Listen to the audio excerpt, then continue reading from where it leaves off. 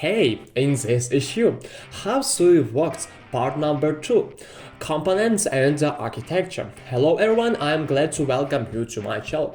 In touch, Mr.Atlant. Today our video will be dedicated again to a unique and anticipated project, and that's SUI. And in more detail, in this issue we'll raise a rather interesting topic. How does SUI work? Components, architecture? We are getting started. In the last issue, we looked superficially at the aspects on which the SUI project works, but in this issue we will delve more into the details. Components of SUI.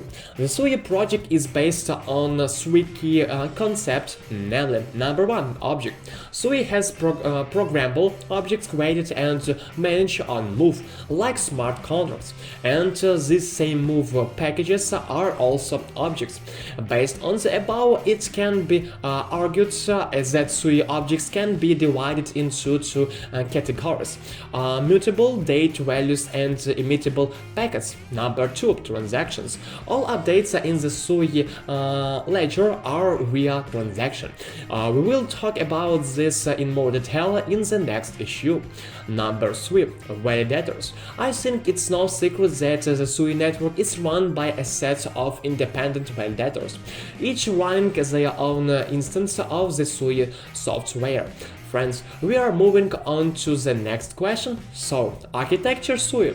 The SUI project is represented by a ledger that stores a collection of programmable objects, each of which has its own globally unique identifier.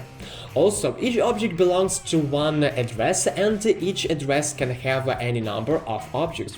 And the book itself is updated through one or another transaction sent from a certain address.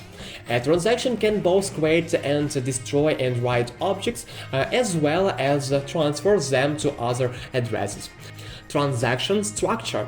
Structurally, a transaction contains a set of references to impact object and pointed to a move code object that already exists in the registry.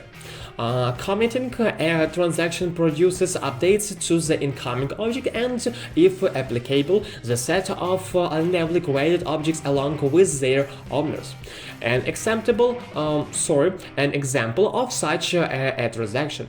Suppose there is a transaction whose sender addresses A can accept objects owned by A, shared objects, and objects owned by other objects in the first two groups as inputs. SUI validators themselves agree and execute transactions with high throughput using Byzantine constant broadcast. Well, friends, I think this information will be enough for today, and we will continue in the next issue, so subscribe to the channel. If you have any questions, be sure to write, I will answer them personally. Thank you everyone for your attention. Mr. was in touch Atlant. See you again in the next issue.